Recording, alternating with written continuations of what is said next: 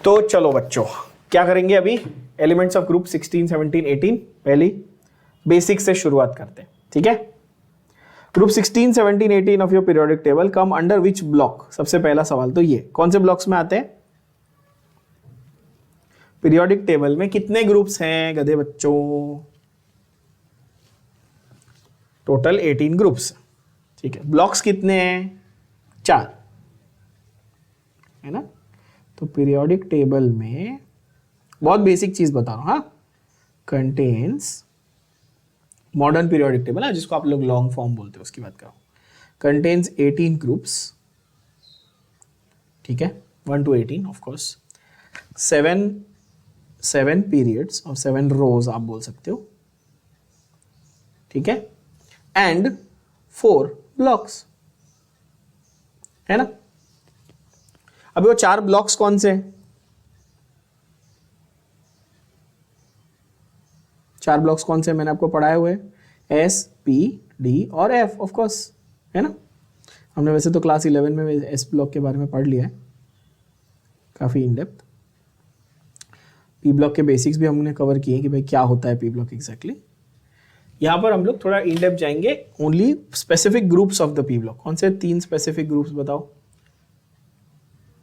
Group 16, 17, 18, है ना? ठीक है, चलो। तो एस, पी, डी और एफ आपके 4 ब्लॉक्स हो गए। पी ब्लॉक का एलिमेंट अगर आपको डिफाइन करना है बच्चों, पी ब्लॉक के एलिमेंट को डिफाइन करना है, तो आप कैसे डिफाइन करेंगे? How do you define that a given element is a P block element? चलो बताओ।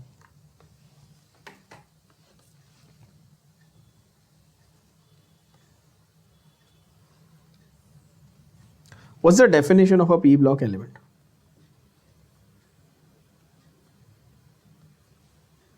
कि चलो ये एलिमेंट है, ये p ब्लॉक को बिलोंग करता है, तो how do we define p block element? Is the element in which और एटम इन विच, ठीक है, लास्ट इलेक्ट्रॉन, जो आखिरी इलेक्ट्रॉन है, कभी आखिरी इलेक्ट्रॉन कौन सा वाला? इलेक्ट्रॉनिक कॉन्फ़िगरेशन लिखते वक्त जो आखिरी इलेक्ट्रॉन आता है ना, वो, it enters the P sub shell, समझा? It enters the P sub shell of last shell. अभी लास्ट का केमिस्ट्री के हिसाब से वर्ड क्या है? Of ultimate shell. क्या है? Ultimate shell. और आप वैलेंस ऐसा भी बोल सकते थे ना, लास्ट मतलब, और लास्ट शेल। क्या ये बात समझ में आई? और ऐसा भी बोल सकते थे nth शेल। आखिरी शेल कौन सा होता है? nth shell. 4 अलग अलग वर्ड्स पॉसिबल है। यस। जनरल इलेक्ट्रॉनिक कॉन्फ़िगरेशन कैसी होगी? ns2 np 1 to 6, मतलब लास्ट शेल का s सब शेल भर गया, उसके बाद p सब शेल में 1 से लेके 6 इलेक्ट्रॉन तक फिल हुए। सिंपल है कि नहीं?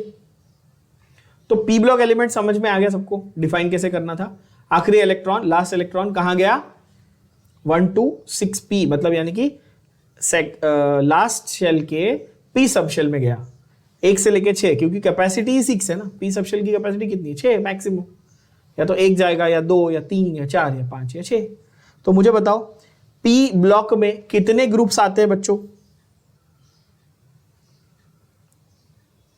p ब्लॉक के अंदर कितने ग्रुप्स आते हैं? Group 13, 14, 15, 16, 17 and 18। यस, 6 ग्रुप्स आते हैं। थोड़ी सी कॉमन सेंस लगाओ जरा, 6 ग्रुप्स कैसे आएंगे भाई? 1 to 6 बोल रहा हूं मैं, तो 1 to 6 है मतलब 6 ग्रुप्स विल बी देयर। कौन से? ग्रुप 13, 14, 15, 16, 17, 18। इसमें से हम लोग कौन सा पार्ट आज पढ़ने वाले हैं? अब ये तो समझ में आ गया चैप्टर का हेडिंग कहां से आ रहा है, ये हम लोग पढ़ने वाले हैं। क्या ये बात भेजे में गई? उसके पहले वाला सारा पार्ट रिवीजन के लिए, थोड़ा बेसिक अंडरस्टैंडिंग के लिए, और कुछ नहीं। इसके पहले जो जो मैंने बड़बड़ की वो आपके बेसिक अंडरस्टैंडिंग के लिए, ठीक है बच्चों? अच्छा, ग्रुप 16, 17 और 18 के पहले तो हम लोग एलिमेंट्स कौन से हैं वो जान लेते हैं। ठीक है, ग्रुप 16, 17, 18 के एलिमेंट्स हैं वो जान लेते हैं। कैसे? O, S, Se, Te और Po, है ना। मैंने आपको तरीका भी बताया है, पीरियोडिक टेबल चैप्टर जब सिखाया था, I've taught you how to remember। कैसे बोला था? ओल्ड स्टाइल से टीपो, है ना। Oxygen, sulphur, selenium, tellurium, polonium. ठीक है। ग्रुप 17 क्या था बच्चों? ये तो बहुत इजी है, सबको आता है। Fluorine, chlorine, bromine, iodine, एस्टेटीन। ये मैंने कैसे तरीका बताया था याद करने का? फर्स्ट क्लास बिरयानी आई एट, इजी। ग्रुप 18 क्या तरीका बताया था याद करने का? याद करो। HE, NE, AR, KR, XE, RN। Hema, Neha और करीना 0 रहेंगे। इसे तरीका बताया था याद करने का, राइट। तो ग्रुप 16, 17, 18 ये चैप्टर जो है ये फोकस करता है on the elements of group 16, 17 and 18, that is first of P block of course, and in elements के जो इंपॉर्टेंट कंपाउंड्स है उनकी फिजिकल एंड केमिकल प्रॉपर्टीज पे। क्लियर हुई बात? तो सबसे पहला और सिंपल क्वेश्चन जो आपके बोर्ड्स के हिसाब से या थियरी के हिसाब से बनता है वो है simple, name all the elements of group 16 या नेम एलिमेंट्स ऑफ ग्रुप 17 या नेम एलिमेंट्स ऑफ ग्रुप 18। क्या आप नेम कर पाएंगे सब लोग? है ना, वो तो कर लेंगे। चलो इजी है, यहाँ पे बता भी दिया, शॉर्टकट भी बता दिया कि कैसे याद रखना, ट्रिक भी दे दी। अब आते हैं उनके एटॉमिक नंबर्स पे। तो मुझे बताओ ऑक्सीजन का एटॉमिक नंबर क्या है? 8। फ्लोरीन का क्या है? 9। नियॉन का क्या है? 10। सबको मालूम है तो, ठीक है। हीलियम का क्या है? 2। Now for all others which are not very commonly known, वो अगर आपको याद करने हैं तो इसका भी मैंने आपको फंडा सिखाया, याद करो सब बच्चों। क्या बोला था? जब आपको पहला एलिमेंट मिल जाए तो उसमें क्या करेंगे आप? 8, 8, 18, 18, 32 ऐसे ऐड करेंगे। बरोबर बोल रहा हूं? फर्स्ट रो और सेकंड रो के बीच में कितने का डिफरेंस होता है? 8 का। सेकंड और थर्ड के बीच में फिर से 8 का, फिर 18, फिर 18, फिर 32 ऐसे होता है ना बच्चों। तो देखो यहाँ पे फर्स्ट और सेकंड के बीच में डिफरेंस कितना है आपको? 8 का मिला। 2 और 10 बोलो हाँ कि ना एवरीबॉडी। तो अभी आपको कोई पूछेगा कि ग्रुप 16 के सारे एलिमेंट्स के नाम बताओ विद एटॉमिक नंबर, तो क्या आप इजीली बता पाएंगे? देखिए यहाँ पे, देखिए सभी बच्चों कैसे करना है। 8, ठीक है, 18, 18, 32, यानी कि ऑक्सीजन के बाद 8 ऐड करो, ऑक्सीजन के बाद 8 ऐड करो तो क्या बन जाएगा? सल्फर, यानी कि 16। क्या ये बात समझ में आई? सल्फर के बाद और 18 ऐड करो, कितना हुआ? 34। तो ये क्या बन जाएगा? सेलेनियम। उसके बाद और 18 ऐड करो तो क्या बन जाएगा? टेलुरियम। उसके बाद और 32 ऐड करो, क्या बन जाएगा? 84। तो इजीली आप नंबर्स बना सकते हो। क्या आपको रटने की कोई पॉसिबिलिटी, कोई जरूरत लग रही है? क्या लॉजिक याद रखने को बोला मैंने, आप बताओ। फर्स्ट और सेकंड रो के बीच में 8, फिर 18, फिर 18, फिर 32, ठीक है। यहां पर भी 8 है, देखो 8, 8, 18, 18, 32। क्या ये भेजे में चला गया? बहुत इजी सिंपल बात है कि नहीं? तो सेम वे आप सारे एलिमेंट्स के atomic number easily with in a minute लिख पाओगे। चलो लिखो आप लोग। फ्लोरीन के बाद कितना होगा? क्लोरीन 17, क्यों? क्योंकि +8 किया। फिर ब्रोमीन कितना होगा? 17 और 18, 17 और 18 ऐड करो, कितना हुआ? 35। फिर उसमें और 18 ऐड करो, कितना हुआ बच्चों?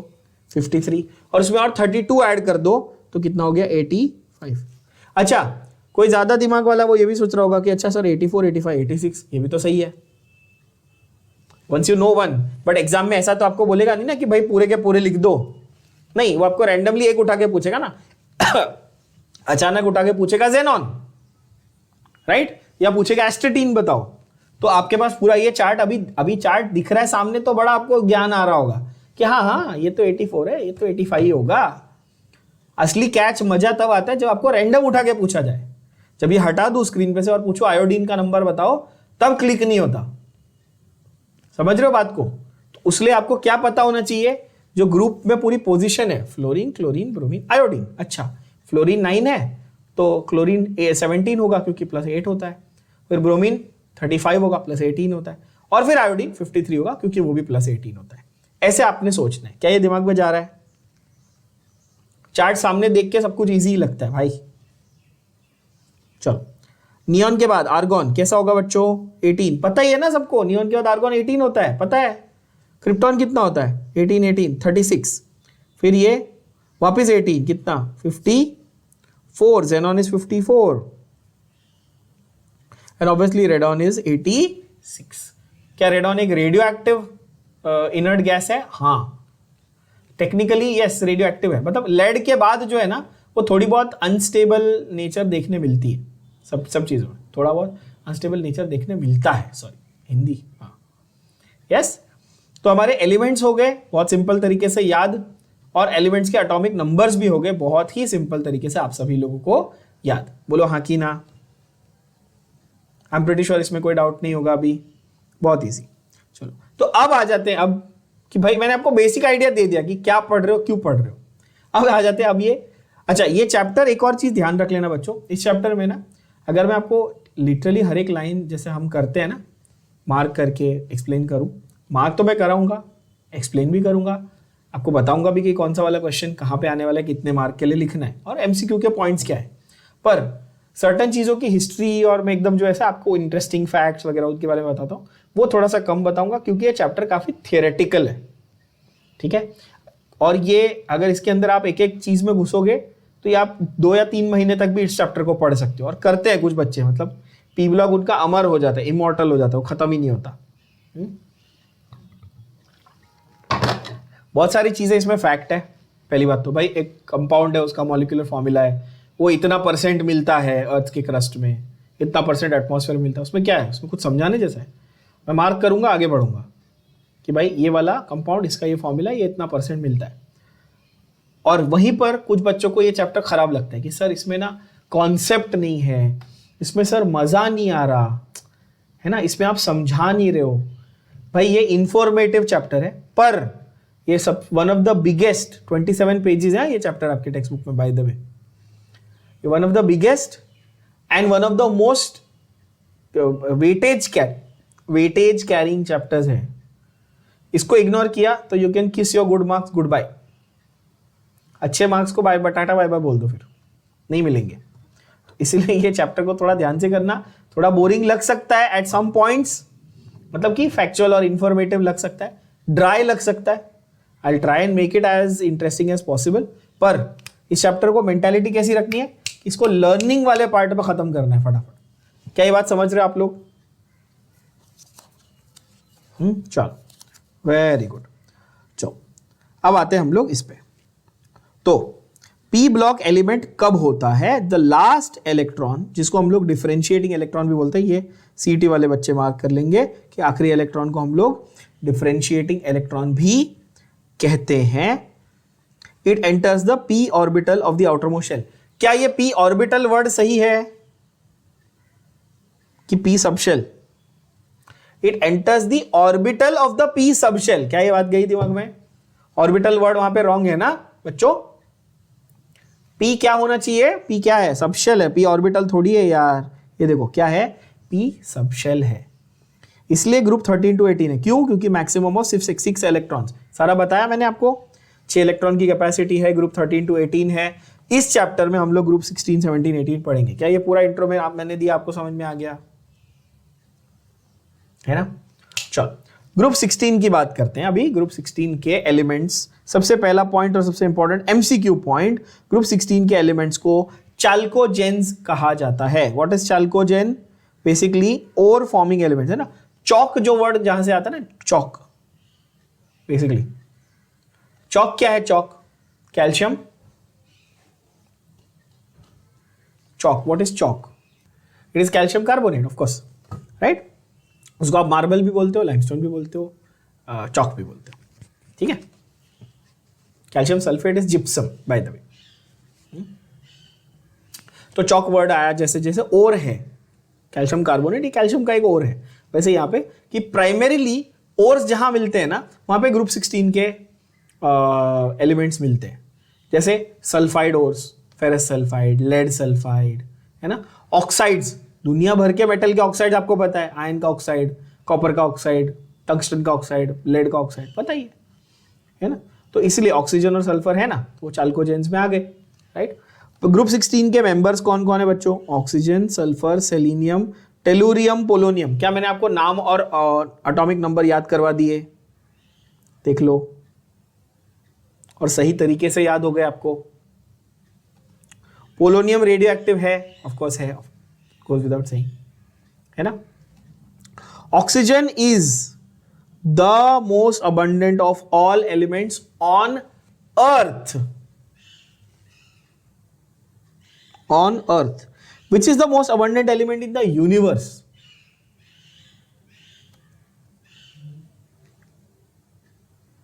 बच्चों,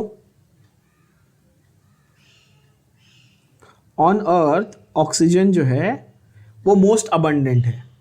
इन द यूनिवर्स कौन सबसे ज्यादा अबंडेंट है? किसी को आइडिया है?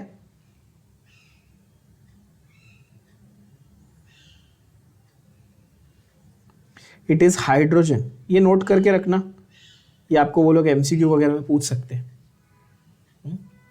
अर्थ पे ऑक्सीजन सबसे ज्यादा है ऑफ कोर्स, पर यूनिवर्स में, क्योंकि भाई अर्थ के जब बाहर जाओगे, है ना, अर्थ के बाहर कौन गया था अभी रिसेंटली? जेफ बीजोस, अमेजॉन का मालिक, गया था ना, अमेजॉन का मालिक हो तो, है ना। वर्जिन अटलांटिक का ओनर, वो भी गया था ना। खैर, कहने का मतलब कि आप जब अर्थ के बाहर जाओगे स्पेस में, हॉट एयर के कलेक्शंस, जो स्टार्स, प्लैनेट्स, ये सब किससे बने हुए? तो हाइड्रोजन से बने हुए। तो अर्थ के बाहर हाइड्रोजन सबसे अबंडेंट है। इन जनरल यूनिवर्स में हाइड्रोजन सबसे अबंडेंट है, पर अर्थ पे ऑक्सीजन सबसे अबंडेंट है। क्लियर? ये सब इंपॉर्टेंट पॉइंट्स हो जाते हैं आपके एमसीक्यूज के हिसाब से, ऑफ कोर्स, है ना। इस चैप्टर में से आपको सीईटी में 4 से 5 एमसीक्यू कम से कम आते हैं, समटाइम्स इवन 6। बहुत इंपॉर्टेंट। खैर, और जैसे मैंने कहा, fraction, lots of facts and figures you have to remember. जैसे कि oxygen forms 21% of volume by air and 46.6% of the mass of the earth's crust in the form of what? Oxygen. आप बोलोगे sir oxygen तो gas है, अर्थ के crust में कैसे आती है? अरे तो गोचू, वो मेटल के साथ कंबाइन होकर ऑक्साइड बना के अर्थ के क्रस्ट में आती है ना, गैस के फॉर्म में थोड़ी अर्थ के क्रस्ट में ऑक्सीजन भरी हुई है। सही बोल रहा हूं बच्चों, है कि नहीं? तो ये इंपॉर्टेंट है, ये वैल्यूज याद कर लेना। कौन सी वैल्यूज? 46.6% वाली मेनली। बाकी 21% हवा में, 21% आपकी ऑक्सीजन, है ना, ऑक्सीजन की मात्रा है, ये तो आपको पता ही है। ऑक्सीजन को हिंदी में क्या कहते हैं?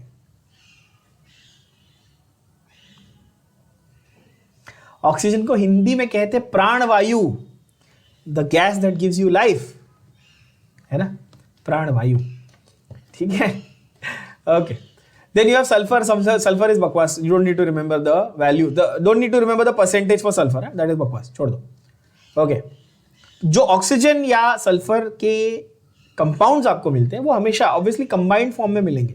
ऑक्सीजन हवा में है फ्री फॉर्म में, पर अर्थ के क्रस्ट में अगर मैं बात करूं तो कंबाइंड फॉर्म में होंगे, है ना बच्चों। ये जो लिस्ट ऑफ एलिमेंट्स हैं, ये आपके बोर्ड्स में और सीईटी में गारंटीड क्वेश्चन है। List of compounds, guaranteed question. आप कोई भी पुराना बोर्ड पेपर उठा के देख लो, एक क्वेश्चन इस पे रहेगा, मैग्नेटाइट का फॉर्मूला क्या है, एप्सम का फॉर्मूला क्या है, गैलिना का फॉर्मूला क्या है। और आप सेम वे आप कोई भी एमएसटी सीईटी का कोई भी पेपर उठा के देखो, एक क्वेश्चन इस पे गारंटीड रहेगा 101% कि भाई gypsum, Epsom, barite, zinc blende, copper glance, इनका फॉर्मूला क्या है ना। ध्यान से देख लेना। Gypsum is CaSO4। Gypsum is बड़ा भाई of plaster of Paris, POP का बड़ा भाई, ठीक है। दूसरा है Epsom, that is magnesium sulphate, MgSO4। Please note the water molecules also, you have to learn the water molecules कितना है। जैसे कि जिप्सम जो है वो डाइहाइड्रेट फॉर्म में, देखो ध्यान से, 2H2O दिख रहा है सबको, और एप्सम सॉल्ट में हेप्टाहाइड्रेट है वो, 7H2O। Barite salt is barium sulphate. Sulphides कौन से हैं? Galena is PbS। Very popular question, galena is PbS, that is lead sulfide is galena. Zinc blend, ZnS, zinc sulfide is called zinc blend. Copper pyrite, that is CuFeS2। देखो FeS2 is basically pyrite, उसमें copper डाल दो, copper pyrite हो गया। क्या ये बात समझ में आ रही है? अगर आपको वो पूछता है सिर्फ FeS2 तो आप बोलते लिख दो, सिर्फ FeS2 पूछता तो आप क्या बोलते बच्चों? पायराइट बोलते। या फिर आयन पायराइट्स भी बोलते हैं इसको लोग, आयन पायराइट भी बोल सकते हो आप FeS2 को, पर उसमें कॉपर डाल दो, कॉपर पायराइट हो गया। ठीक है। Selenium tellurium obviously also found as sulphide ores. Polonium is radioactive, already बता चुका हूं, लेड के आगे आपकी रेडियो एक्टिविटी शुरू हो जाती है। ये मैं शायद 3-4 हजार बार तो बोल चुका हूंगा, है कि नहीं? पोलोनियम का नाम पोलोनियम क्यों पड़ा, इसकी भी एक कहानी है, छोटी सी कहानी। Madam Curie, very famous scientist, Marie Curie, wife of Pierre Curie, she was one who did a lot of research on radium, and she died of radiation poisoning. One of the only winners of Nobel Prize twice. Brilliant woman. She lived in France and worked in France all her life, basically almost all her life, but she was born in Poland. तो उनके honour में polonium नाम रखा गया। वो इतनी महान scientist थी कि उनके ऑनर में उनके कंट्री के नाम से रख दिया, क्योंकि और एक एलिमेंट है क्यूरियम जो उनके नाम पे ऑलरेडी रखा हुआ है। सोचो, can you understand? That lady was a brilliant scientist, है ना? खैर, मैं ये सारी चीजें इसलिए बताता हूं कि आपको चैप्टर ड्राई ना लगे, ठीक है ना? ये कहीं किसी किताब में लिखा हुआ नहीं मिलेगा आपको। ओके बच्चों, और एग्जाम में कोई नहीं पूछने वाला। एग्जाम में ये पूछेंगे polonium is radio active, yes, पर एग्जाम में ये पूछेंगे पोलोनियम कैसे बना। तो कैसे बना भाई? थोरियम और यूरेनियम। थोरियम क्या था? हमारे लैंथेनॉइड एक्टिनॉइड सीरीज में आता है ना, थोरियम एक्टिनॉइड सीरीज में नंबर 90। और यूरेनियम तो आप सब लोगों को मालूम है, नंबर 92। जिसको नहीं पता वो यहाँ पे लिख देना, number 90 is thorium, 92 is uranium. Thorium comes from Thor, Chris Hemsworth, है ना, म्योलनियर वाला। Okay, this is an MCQ point, very very important बच्चों, तो लिख के रख लो, मतलब मार्क करके रख लो। ठीक है, पोलोनियम PO। सेम वे आपका ग्रुप 17 अगर मैं देखूं, अब ग्रुप 16 हो गया, ग्रुप 17 पे आते हैं। Fluorine 9, chlorine, bromine, iodine and astatine, it is group 17। Everybody understands this and knows this, yes or no? Sure. Okay, fluorine, chlorine, bromine, iodine, astatine, they are known as halogens. Why are they known as halogens? The word halo means what a Gujarati says when you want to play garba, है ना?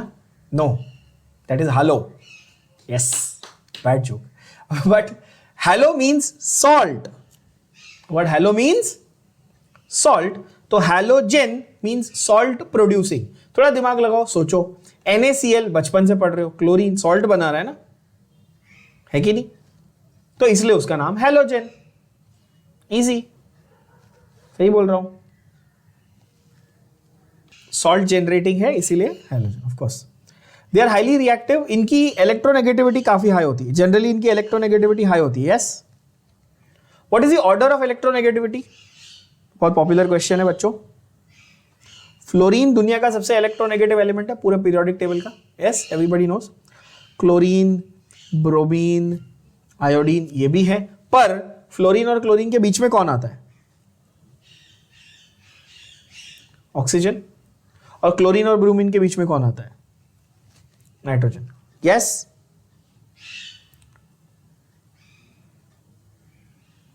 इस तरह से। तो fluorine और chlorine के बीच में oxygen इसलिए आता है because oxygen is actually more electronegative than chlorine. Same way nitrogen is more electronegative than bromine. But आपको O और Cl वाला फंडा याद रखना है, बहुत इंपॉर्टेंट। ठीक है, तो दुनिया का सबसे इलेक्ट्रोनेगेटिव एलिमेंट फ्लोरीन है, तो ऑब्वियस पता चल गया। चलो, okay, fluorine occurs in the form of fluorides like fluorspar. Again इसको अलग कलर से मार्क कर लो, डायरेक्ट आएगा एग्जाम में।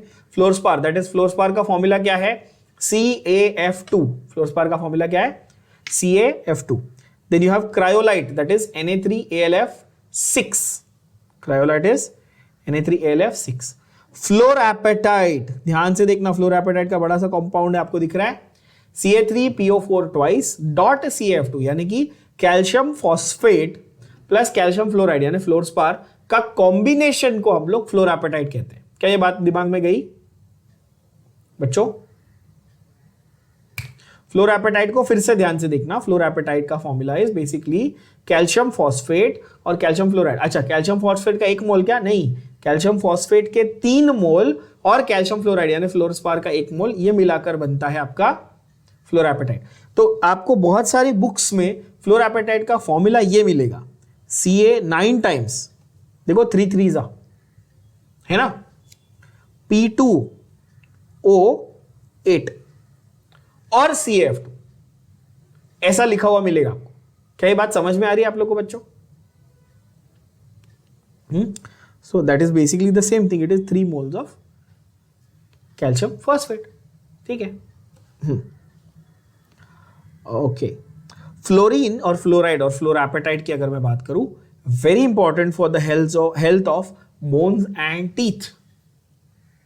हमारे दांत में होता है फ्लोरीन, फ्लोरएपेटाइट होता है। हाँ, जिनको डाउट है, जिनको समझ में नहीं आया, आज अभी लेक्चर खत्म देखने के बाद हो जाएगा ना आपका, तो जाना अपने बाथरूम में जाके देखना कि टूथपेस्ट की ट्यूब है, उसके ऊपर क्या लिखा हुआ है, बड़े बोल्ड लेटर में लिखा हुआ क्या? Fluoride containing toothpaste, unless your Baba Ramdev fan और समथिंग यूजिंग सम जड़ी बूटी वाला, but you will have fluoride containing toothpaste. Why? Because fluoride is good for your teeth. सही है?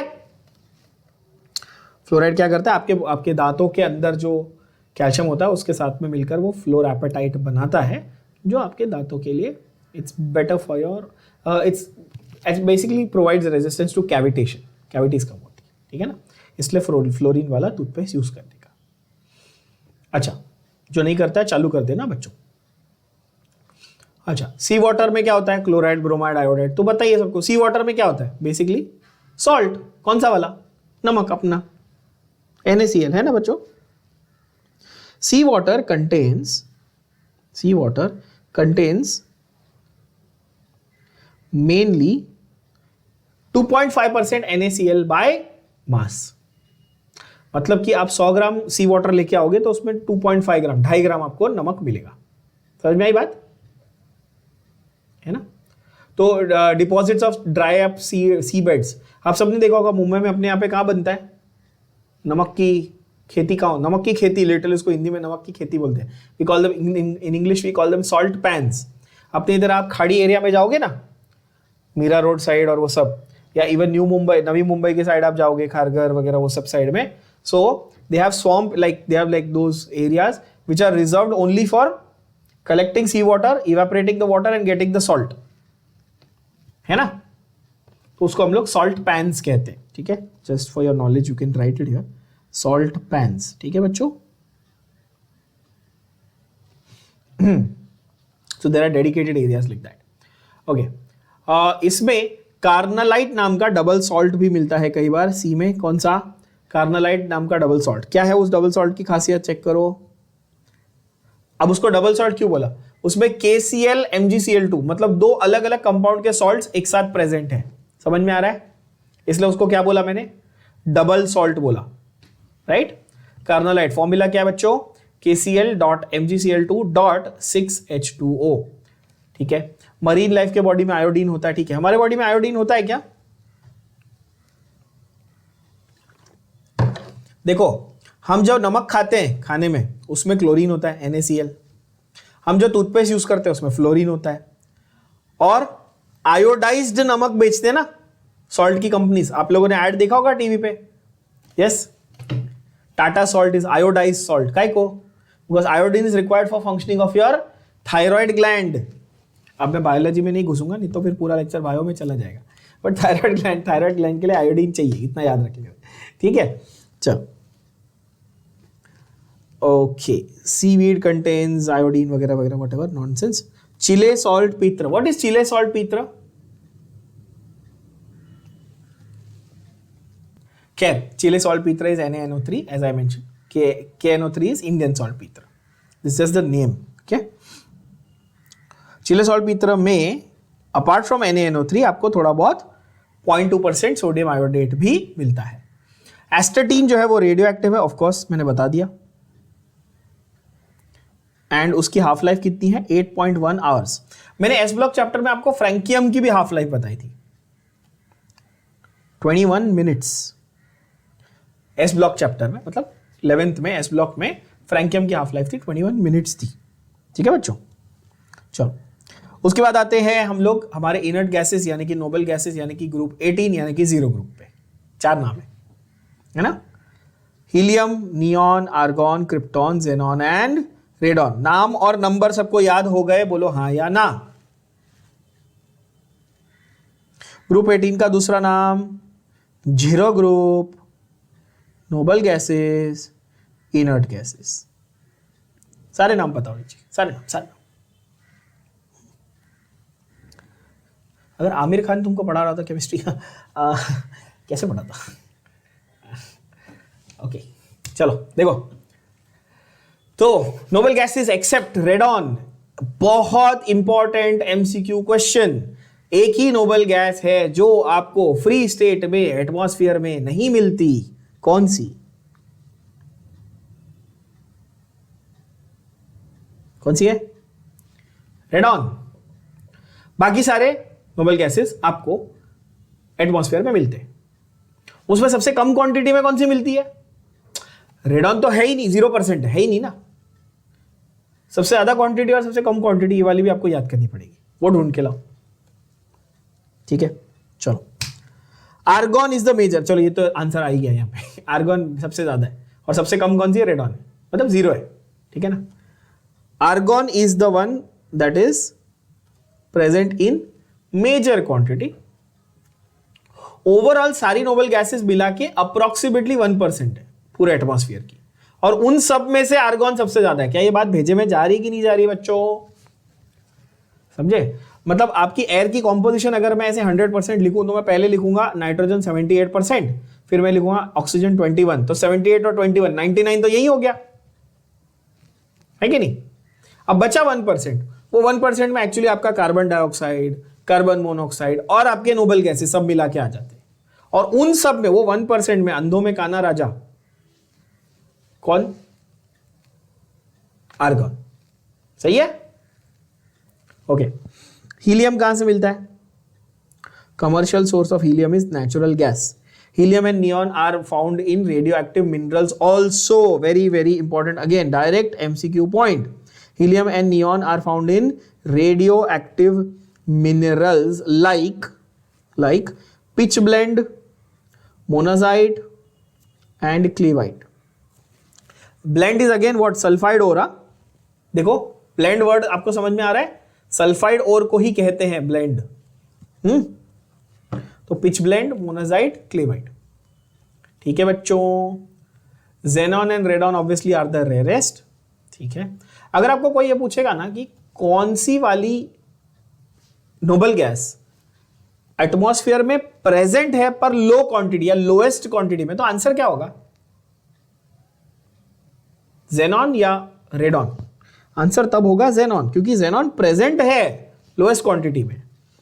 Which is not present at all तो रेडॉन, और which is highest quantity में present तो आर्गॉन। क्या ये दिमाग में गया? रेडॉन कैसे बना? रेडॉन कैसे बना? 226 Ra। आप बोलोगे Ra ये क्या है? Ra तो अभी तो बताया, क्यूरी, मैडम क्यूरी के बारे में बताया ना। पूरी जिंदगी उन्होंने किस पे रिसर्च करी? रेडियम पे, है कि नहीं? Yes, Ra that is radium. Radiation word ही वहीं से आया ना बच्चों, रेडियम। ठीक है, चलो ओके। सो यहां पर इलेक्ट्रॉनिक कॉन्फ़िगरेशन दी हुई है, बहुत ही इजी, बहुत ही सिंपल इलेक्ट्रॉनिक कॉन्फ़िगरेशन का फंडा, सबसे आसान फंडा। इसका मैं बहुत ही प्यारा सा एक अलग से और एक वीडियो बनाने वाला हूं विद एनिमेशंस। ठीक है, थोड़ा टाइम निकाल के ये वीक में मैं वीडियो बना के आपके लिए डालूंगा, आप देखना ऐप पे। आपको कॉन्फ़िगरेशन वैसे तो अभी समझा देता हूं मैं, समझ में आ जाएगी, बट एनिमेशन के साथ देखने में और मजा आएगा। कलर वलर थोड़ा तामझाम के साथ बनाऊंगा। ठीक है, चलो ओके। सो ऑक्सीजन नंबर 8 है। तो आपको क्या करना है, उसकी जो नियरेस्ट नोबल गैस है पहले आप वो लिखते हो, कंडेंस इलेक्ट्रॉनिक कॉन्फ़िगरेशन। मैंने समझाया आप लोगों को कंडेंस इलेक्ट्रॉनिक कॉन्फ़िगरेशन कैसे लिखते हैं, everybody knows it right. If you don't remember how to write a condense electronic configuration, I have recorded the separate lectures for y'all of modern periodic table chapter of class 11, ठीक है बच्चों, और उसको मैंने post कर दिया, मैं app पे शेयर कर दूंगा।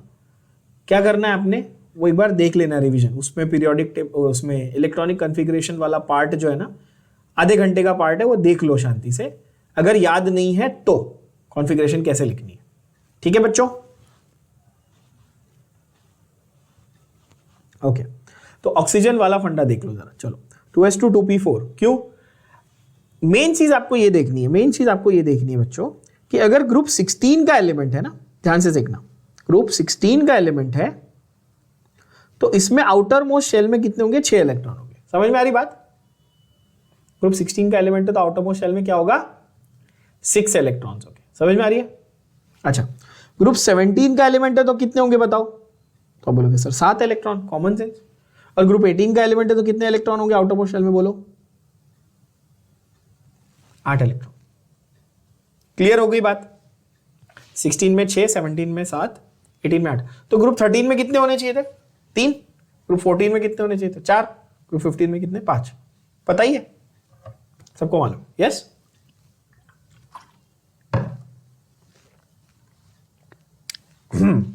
Now the catch here is, क्या NH2 फिक्स है,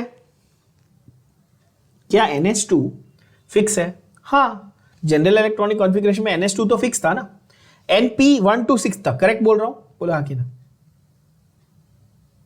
देखो जिनको नहीं समझा ये देखो, मैंने क्या बोला, NH2 तो फिक्स था, NP1 भी हो सकता था, 2 भी हो सकता था, 3 भी हो सकता था, 4 भी हो सकता था, 5 भी हो सकता था, 6 भी हो सकता था। आप बोलेंगे हाँ सही है। तो अब मुझे आप लोग खुद से सोच के बता सकते हैं क्या बच्चों कि ग्रुप 16 का कॉन्फ़िगरेशन कैसा दिखेगा।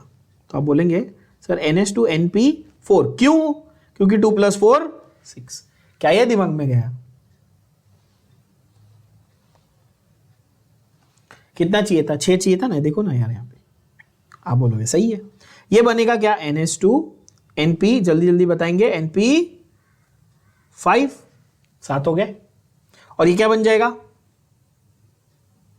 NH2 NP6।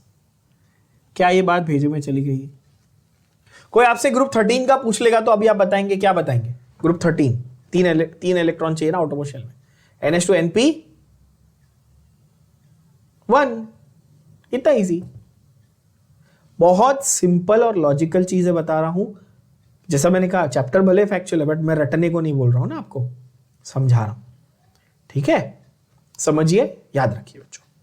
अच्छा उसके बाद हमारा रो ऑफ पीरियोडिक टेबल तो आपको पता ही है कौन सा है। देखो जैसे कि ये सेकंड रो था, फिर ये third, fourth, fifth, sixth, seventh. हाँ हीलियम हमारे सेकंड रो का एलिमेंट है बच्चों, oxygen third row, sorry helium first row का एलिमेंट है, ऑक्सीजन सेकंड का है, सल्फर थर्ड रो का है, हीलियम फोर्थ, ये फिफ्थ और ये सिक्स्थ। सेवेंथ रो तो खैर इनकम्प्लीट है and all that, whatever nonsense is there, right, we know that of course.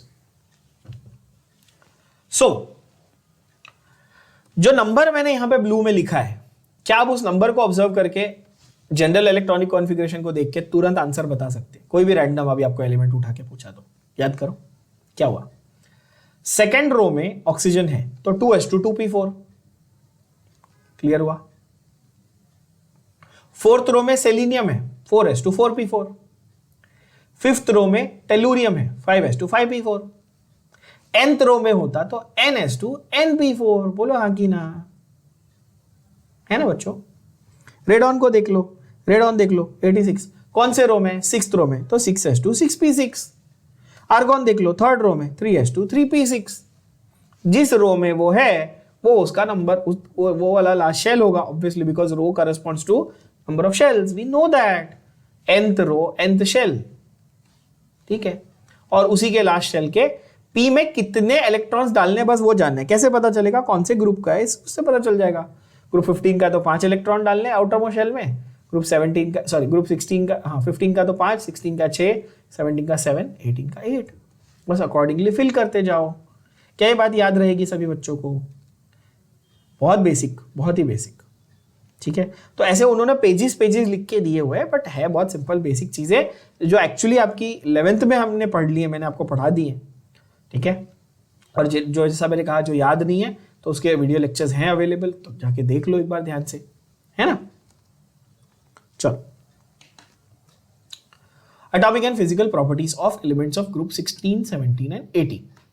अब आ जाते हैं प्रॉपर्टीज पे, ठीक है। इलेक्ट्रॉनिक कॉन्फ़िगरेशन का फंडा क्लियर हो गया, कौन से एलिमेंट्स है वो क्लियर हो गया, क्या उनके नंबर हैं वो क्लियर हो गया, क्यों पी ब्लॉक में डाला है, क्यों उनको डिफाइन किया पी ब्लॉक, ये भी क्लियर हो गया, ठीक है। अब आते हैं प्रॉपर्टीज पे। तो एटॉमिक और आयनिक रेडाई का प्रॉपर्टी क्या है सब में? अच्छा, ये तो पूरे पीरियोडिक टेबल में ही है, सिर्फ ग्रुप 16, 17, 18 में है क्या ऐसा? नहीं भाई, पूरे के पूरे पीरियोडिक टेबल में क्या होता है? Atomic and ionic radii always increase down the group. ऊपर से नीचे आते वक्त एटम की साइज को क्या होता है? बढ़ता है। क्यों भाई? क्योंकि आपका हर बार एक शेल, एक नया शेल क्या हो रहा है? ऐड हो रहा है। बोलो हाँ कि ना? तो सबको मालूम है। So left to right decrease होगा, टॉप टू बॉटम इंक्रीज होगा, ऐसा होगा ना। लेफ्ट टू राइट आपका डिक्रीज और टॉप टू बॉटम इंक्रीज, ऐसा होगा ना बच्चों। एटॉमिक साइज आप ऐसा शॉर्ट में बाजू में लिख के रखेंगे ना, तो क्या होगा कि रिवीजन करते वक्त, ये चैप्टर को रिवाइज करते वक्त आप इसको वैसे एक बार ग्लांस भी कर लोगे तो आपको समझ में आ जाएगा, अच्छा कि एटॉमिक एंड आयोनिक रेडियस के लिए ये है ना बच्चों। Left to right decrease, top to bottom increase. क्या ये बात समझ में आ रही है? तो अक्रॉस अ पीरियड क्या होने वाला है? Z इफेक्टिव जो है वो बढ़ जाता है, और Z इफेक्टिव बढ़ता है तो ऑब्वियसली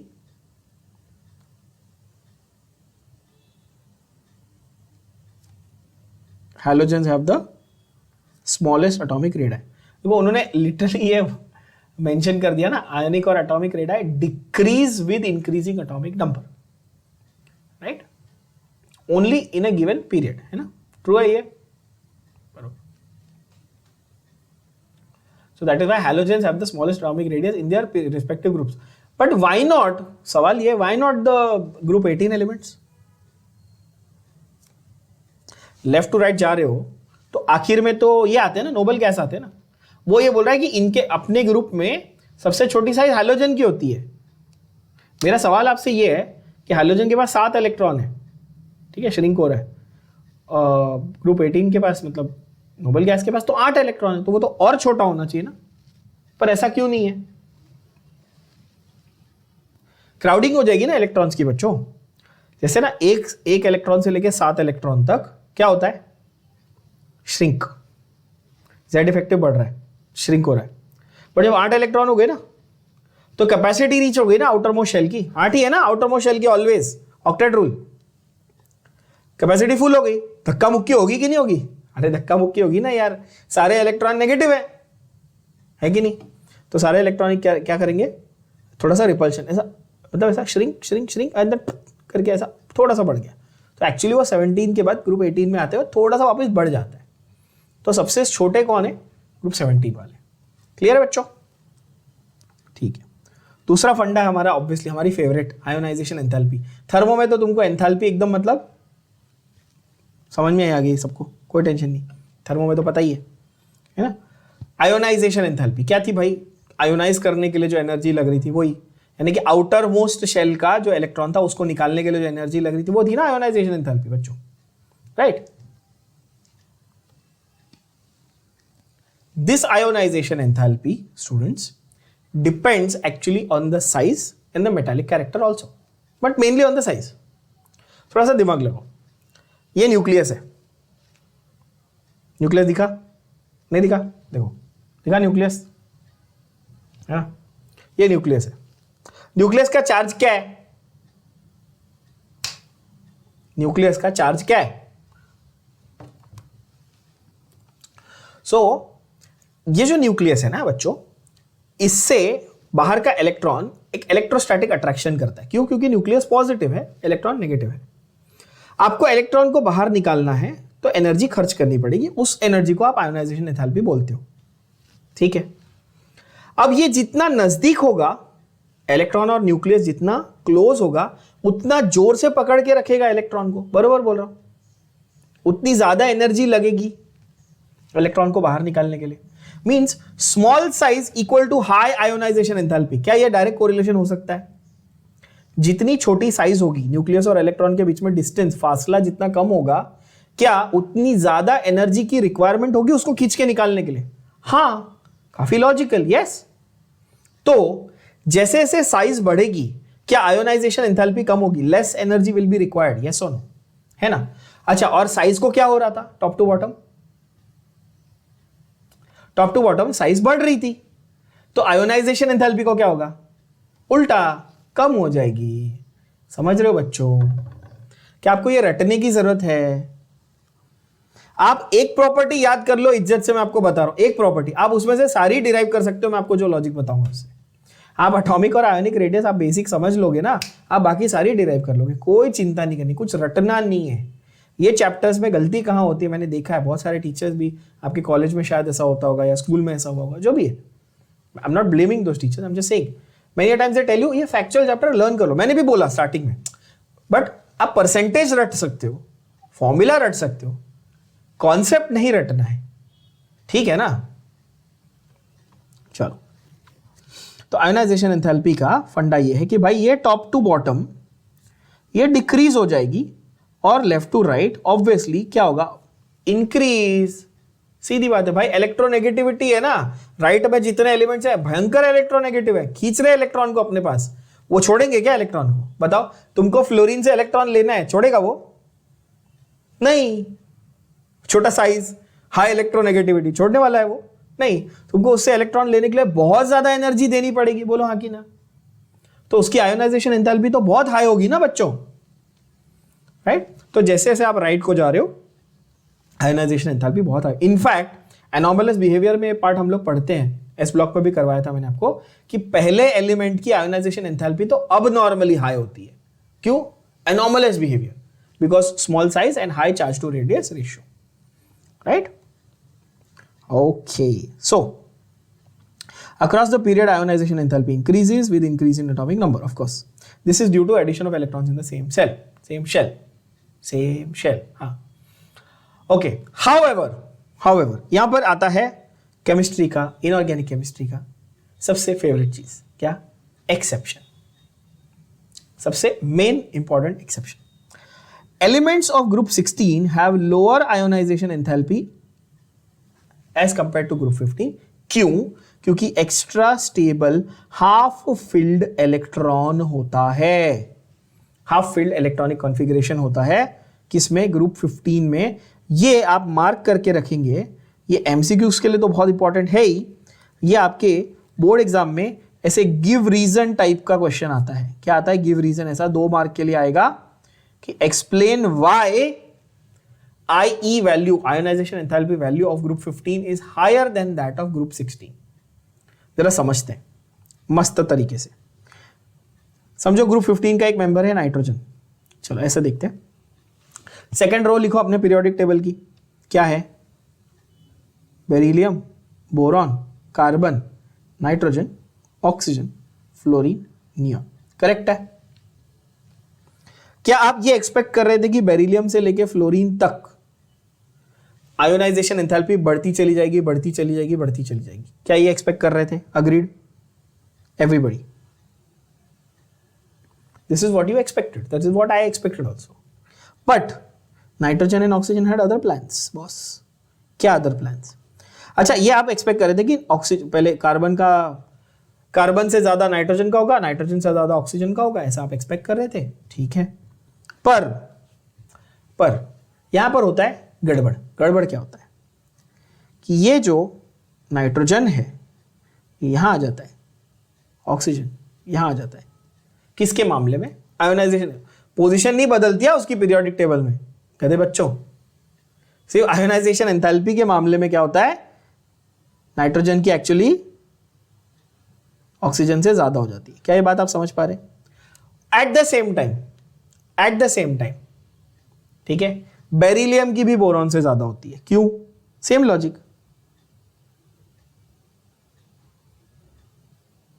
बेरिलियम की भी बोरॉन से ज्यादा होती है। क्यों? सोचो। इसका राज छुपा है, इसका आंसर छुपा है इनकी इलेक्ट्रॉनिक कॉन्फ़िगरेशन में। बेरिलियम की कॉन्फ़िगरेशन क्या है? 1s2 2s2 है, 4 होता है ना बेरिलियम का नंबर। बोरॉन का होता है 5, 2s2 2p1। अरे बोलो हाँ कि ना। कार्बन 2p4 कि 2p2 कि 2s2 2p2, हाँ कि ना। आउटरमोस्ट शेल में 4 है ना भाई, 2s2 2p2 यार, क्या कर रहे हो? ऑफ कोर्स है ना, बाद में हाइब्रिडाइजेशन होता है वो अलग बात है। Oxygen 2p4, nitrogen 2p3, fluorine 2p5, 1 2 3 4 5। अब हम ये ऐसा सोच रहे थे 1 2 3 4 5 ऐसा लॉजिकली जाएगा, पर भाई यहां देखो, जब ये 2p3 होता है या ये 2s2 होता है तो ये कंप्लीटली फिल्ड s है, हाँ कि ना। हाँ, और क्या ये हाफ फिल्ड p है? p की कैपेसिटी 6 थी, 3 भर गए, 6 में से 3 भर गए, हाफ फिल्ड हुआ। बोलोगे सर क्या सिखाया आपने, मजा ही आ गया। 3 इज हाफ ऑफ 6, पता ही नहीं था हमको। ऑफ कोर्स देखो 2p3 है बच्चों, इसका मतलब ये हाफ फील्ड है। सही बोल रहा हूं? हम इसके डब्बे वाले डायग्राम भी बनाते हैं, बहुत बार बनाए हमने, याद होगा आप लोगों को। डब्बे वाला डायग्राम कैसा? इस तरह से। इसकी खासियत क्या है, इसकी स्पेशलिटी क्या है? देखो, जो कंप्लीटली फील्ड होता है वो बहुत स्टेबल होता है, जो हाफ फील्ड होता है वो बहुत स्टेबल होता है। और जो स्टेबल है वो जल्दी अपना इलेक्ट्रॉन तुमको देगा क्या? नहीं देगा ना भाई। तो आप नाइट्रोजन से इलेक्ट्रॉन लेने की कोशिश करोगे या ऑक्सीजन से लेने की कोशिश करोगे, कौन आपको जल्दी इलेक्ट्रॉन देगा? ऑक्सीजन या नाइट्रोजन? ऑक्सीजन जल्दी दे देगा, बोलेगा भाई मैं पार्शियली फील्ड हूं, लेके जा, कोई प्रॉब्लम नहीं, क्योंकि तू एक इलेक्ट्रॉन लेके जाएगा ना तो मेरे को 2p3 बनने का मौका मिल सकता है, राइट? तो फिर भी वो कंपैरेटिवली दे देगा जल्दी आपको। नाइट्रोजन नहीं देगा। क्यों भाई? मैं स्टेबल हूं, मैं हाफ फील्ड हूं, मैं क्यों दूं? तो मैं अगर स्टेबल हूं, मैं हाफ फील्ड हूं, तो मैं आपसे इलेक्ट्रॉन आपको नहीं दूंगा, यानी कि आपको ज्यादा एनर्जी खर्च करनी पड़ेगी, ज्यादा ताकत लगानी पड़ेगी। मींस आयोनाइजेशन एंथैल्पी मोर। बोलो हाँ या ना। समझ में आ गई? एकदम क्रिस्टल क्लियर बात घुस गई दिमाग में। ये है एक्सेप्शन, ये है एक्सेप्शन, है ना। इसको मैं अलग कलर से आपके लिए कर देता हूं, एक्सेप्शन को एकदम बढ़िया। ये रहा। तो यही उन्होंने, मैंने जो अभी डिटेल में समझाया, उन्होंने यहाँ पे एक लाइन में लिखा हुआ है, देख लो। कहाँ गया? सॉरी। एलिमेंट जो है वो ग्रुप 16 के, उनकी एक्चुअली लोअर वैल्यू होती है। क्यों? क्योंकि ग्रुप 15 में पी में हाफ फील्ड की एक्स्ट्रा स्टेबिलिटी है, तो वो नहीं देगा, तो इसलिए वो ज्यादा एनर्जी मांगेगा। तो उसकी आईई यानी कि आयोनाइजेशन एंथैल्पी की वैल्यू थोड़ी सी ज्यादा है बच्चों। बात क्रिस्टल क्लियर हो गई? बढ़िया। इलेक्ट्रोनेगेटिविटी तो आपको पता ही है, टॉप टू बॉटम कम होती जाती है, क्योंकि भाई साइज बढ़, सेम फंडा, साइज बढ़ रहा है, मेटालिक कैरेक्टर बढ़ रहा है, तो टॉप टू बॉटम क्या होती है? इलेक्ट्रोनेगेटिविटी कम हो जाती है। तो लेफ्ट टू राइट क्या होगी? बढ़ जाएगी। क्या मैं बोलूं इलेक्ट्रोनेगेटिविटी और आयोनाइजेशन एंथैल्पी का सेम है? यस, क्लियर, ठीक है ना। तो इलेक्ट्रोनेगेटिविटी का तो कोई टेंशन ही नहीं है, ठीक है। और इसके बारे में कुछ इंपॉर्टेंट पॉइंट्स इन्होंने दिए हैं, कुछ एक्सेप्शन के फॉर्म में, या बोल सकते हैं कि स्टेटमेंट के फॉर्म में। हैलोजेंस की इन जनरल हाई होती है, ठीक है, बट फ्लोरीन सबसे इनका बाप है, तो पता ही है सबको, मैं आपको ये बहुत बार बता चुका हूं, है ना। हमारे एक साइंटिस्ट थे, इनका नाम था, किसने दिया था फ्लोरीन को सबसे हाईएस्ट इलेक्ट्रोनेगेटिविटी का ऑनर? पॉलिंग भाई साहब, है ना। पॉलिंग नाम के साइंटिस्ट थे, पॉलिंग एंड स्लेटर, हम है ना वो केमिकल बॉन्डिंग में पढ़ते हैं। तो पॉलिंग ने एक दिन वन फाइन डे बोला, भाई एक काम करो, आज से फ्लोरीन को मान लो -4, सबसे इलेक्ट्रोनेगेटिव है, ठीक है, बट वो रैंडम आर्बिट्रली डिफाइन कर दिया उन्होंने वैल्यू, ठीक है चलो। और halogens in general high electronegativity है, पर ऑक्सीजन आ जाता है एक्सेप्शन। कोई ये बता सकता है ऑक्सीजन एक्सेप्शन क्यों है? मैंने तो 4 बार बोल दिया कि हाँ फ्लोरीन के बाद ऑक्सीजन आता है, बार बार कह रहा हूं मैं, क्यों है? क्यों? क्या मैंने ये कहा कि छोटी साइज मतलब हायर इलेक्ट्रोनेगेटिविटी? बोला मैंने आपको, जितनी छोटी साइज उतनी अच्छी आयोनाइजेशन एंथैल्पी भी है, और उतना उसको मतलब मन करा वो खींचेगा ना भाई, नजदीक है, दूर नहीं है, नजदीक खींच लेगा वो इलेक्ट्रॉन को, तो डिस्टेंस कम है ना। ऑक्सीजन छोटा है कि क्लोरीन छोटा है साइज में? ऑक्सीजन छोटा है, इसलिए ज्यादा इलेक्ट्रोनेगेटिव है यार, ऐसे याद रखो, हाँ कि ना बच्चों, बहुत सिंपल। एंड ऑक्सीजन के पास कैसा है ना कि यार वो बहुत सारे और फैक्टर हैं, of course size is the main factor here. छोटा साइज है, ऑक्सीडाइजिंग कैपेसिटी है, तो सब ले लेता है इलेक्ट्रॉन, है ना। सामने वाले को ऑक्सीडाइज करना चाहता है ना, ऑक्सीजन, नाम ही उसका ऑक्सीजन है तो खुद रिड्यूस होगा ना, तो इलेक्ट्रॉन लेगा, सामने वाले से इलेक्ट्रॉन ले लेगा, तो वो ऑक्सीडाइज हो जाएगा, ये रिड्यूस हो जाएगा, टेंडेंसी बहुत हाई है ना उसकी। तो ये सारे फैक्टर्स आपको सोचने, ठीक है। Don't over think, just remember simple FOCl यानी फ्लोरीन, फिर ऑक्सीजन, फिर क्लोरीन। यस बच्चों, तो आज के सेशन में यहां तक अपन कंप्लीट करते हैं, नेक्स्ट वाले में आगे का कंटिन्यू करेंगे।